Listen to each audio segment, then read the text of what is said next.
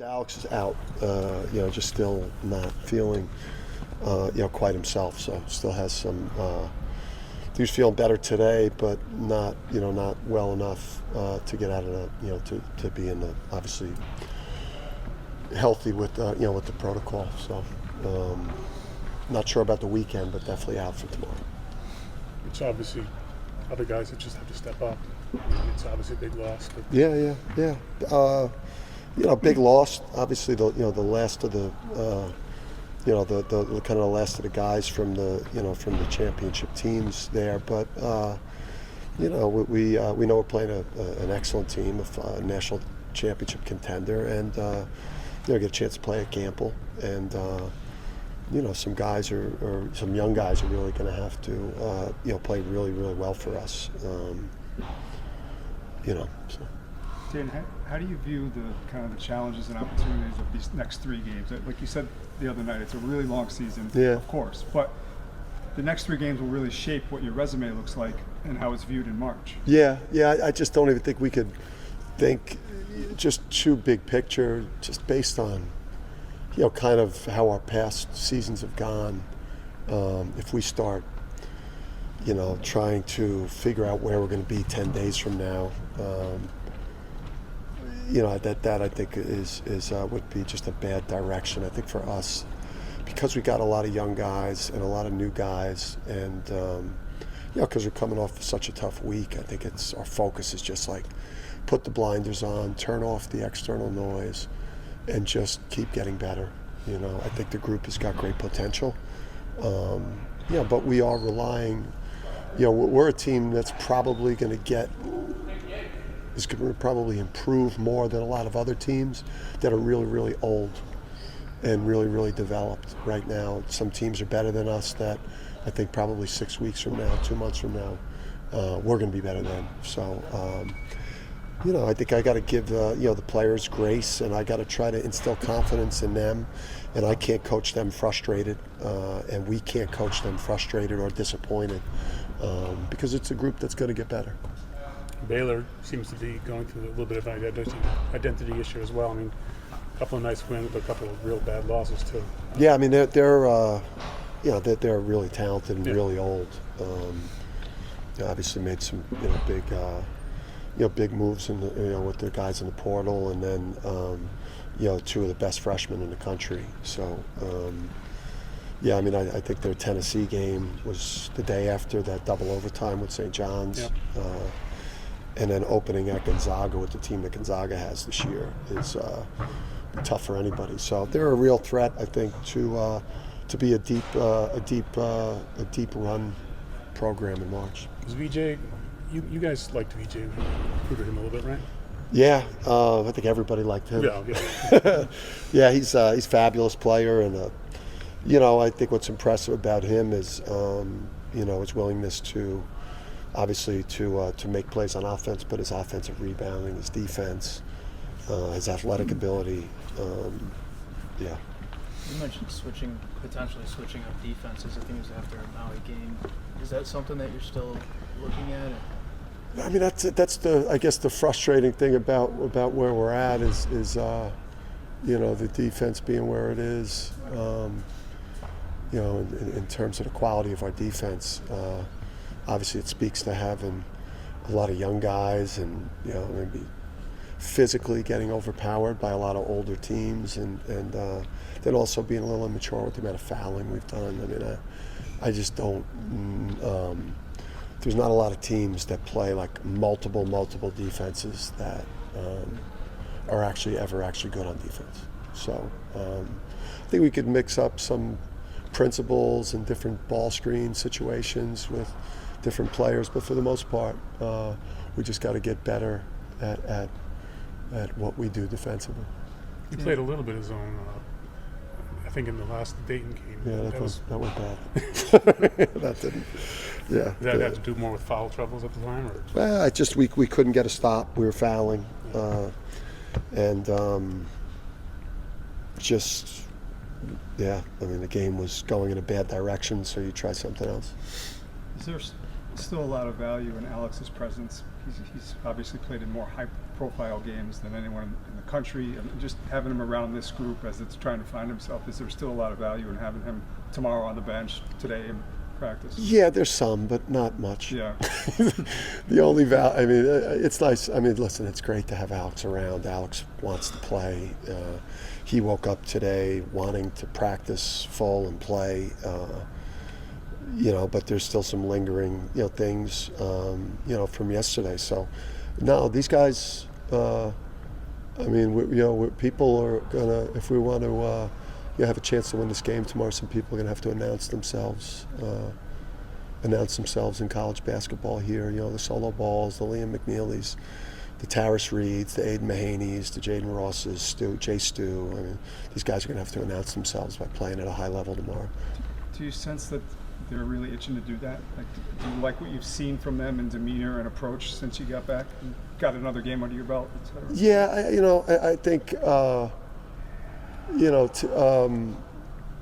these guys won't really understand what like a Gamble game feels like probably until game day, when we get to like mid-afternoon. They start to feel the energy and how much it helps us play well.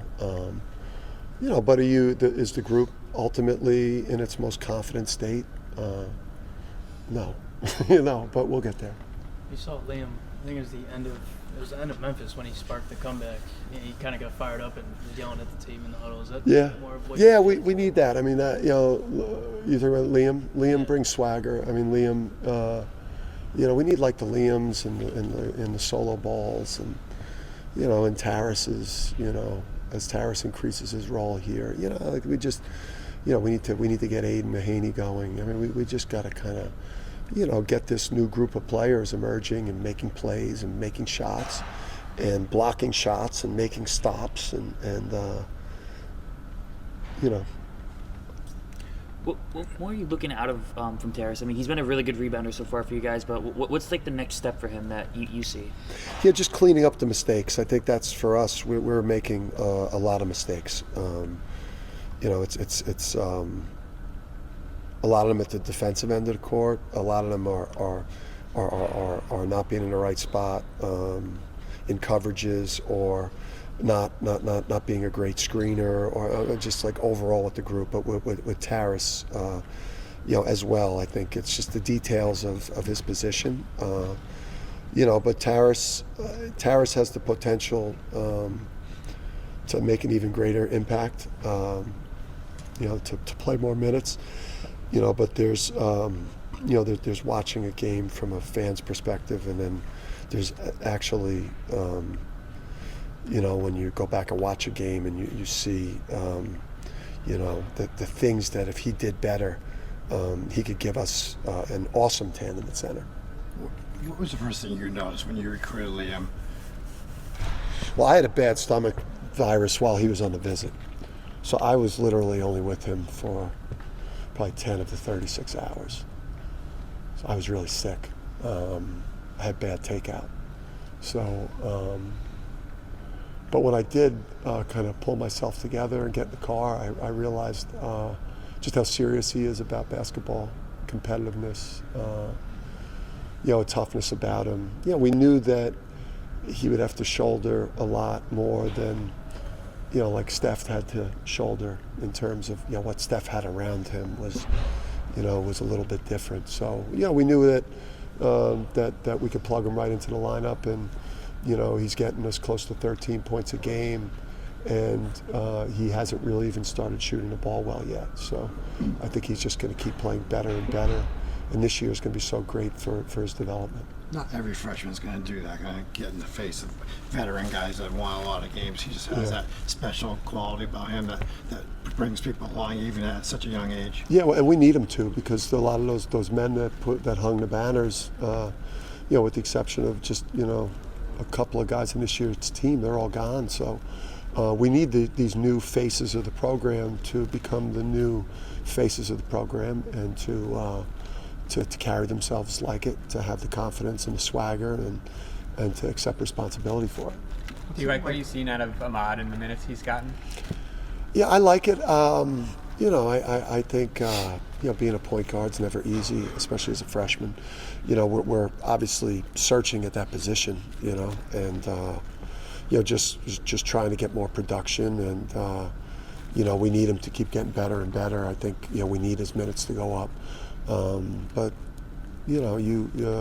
like all these players, minutes are the easiest thing for me to do, because when you're playing really well, I don't take you out. As great as Cam was for you guys, do you ever think he had a 51-point game? Oh my God, Luke said it last night. It's like, and we all were. Oh man, it's crazy. It's because Cam. It's like I texted Cam, and then the first thing out of Cam was like, what's up with the team, and like, you got to win on Wednesday. He didn't even want to talk about his 51, but I mean. Oh man, that guy, 12 threes, that guy, man. People. So that's the energy he brought last year, though, is he wanted to he was all about you guys. Nah, Cam is special. I mean, listen, you win things with special people. I think we got a great staff, and we got really talented players, and you win. You have seasons like we've had recently when you just have special guys like Cam and Andre Jackson, and just people that won't let you lose, and just just have such a will at Thomas Sanogo and Klingen and these guys. I mean, we've been blessed. What's it like trying to find the right approach with the team? Like you mentioned just a moment ago, you can't coach them frustrated. Yeah. You said the other night also you're going to coach them, I forget the term you used, but really ferociously. Yeah, until yeah. that becomes kind of inherent to their own personality. So Yeah. Are you kind of always going like this, figuring things out with It is. groups? It is, and like the people, that you respect, your mentors and the people, that you trust to critique you. You take their input, and I think our preparation and the way we practice is always going to be super intense, and but then I think on game night, just knowing what we have with this group, and that they're going to need a lot of like love, support, confidence, because it's a lot of people that have just never done it and have never been either the leading man, or pretty much everyone's in a role that they've never been in before in their life for a program that carries a lot of weight. So I mean, you look at when you go back and you watch the film, and I'm very cognizant when I'm coaching my players, just about my body language with them and my facial expressions with the players, with the team. Who was some of the people you may have gone to for advice the last couple of days? Yeah, I mean, the people that know me well, the people that know me well, whether it's my dad or my brother or even my wife, who doesn't know anything about basketball, but she knows the human being, and Gino, I think Gino, Seth Greenberg, the people that know me well, that know what we do here well, and I think I got, it just helped me. I think when you're where we've been, and and you're not there, and you're used to the quality being a certain way, it was jarring, it was frustrating. So I've got to, the way I approach Liam McNeely and Aiden Mahaney and these players is, them. I'm talking about them. I'm talking about the players. They're going to get my, unbridled passion and excitement, unless they can't guard the ball or foul somebody bad, or don't get to a loose ball. Then I'm going to get mad. I think when we first got to know you, you described yourself as being how you are in practice, but during games, you're like a cut man in the corner. Yeah. Like, I got you. Yeah. Is that kind of Yeah. model you still try to follow? Yeah, and I think maybe I might have, gotten away from that a little bit. Probably the last, not just the last couple of years. It's like, like we're in no position right now to be, for me to be, coaching them, expecting the quality of a national championship team. Like right now, we just got to get these guys better and get them to be playing well and get them to mature and come together. And, and to play with joy and confidence. That's what this group needs from me right now. Last year's team needed something different. This year's team needs something different. Louis Carnesecca, Coach Carnesecca, so, rest in peace, Coach. Man, one of the best to ever do it, and obviously larger than life, and competed against him. My dad told stories about him. Just one of the legends of the game, and one of the giants of the game, and he's played a large part in making college basketball what it is. And man, back then, those coaches, those Big East coaches, man, that was an incredible group of, incredible coaches to watch work, because man, they had huge personalities, and they coached so hard, and they fought so hard to win, and he was larger than life. So rest in peace, and condolences to Coach and his family, and St. John's, and University, and the basketball family there.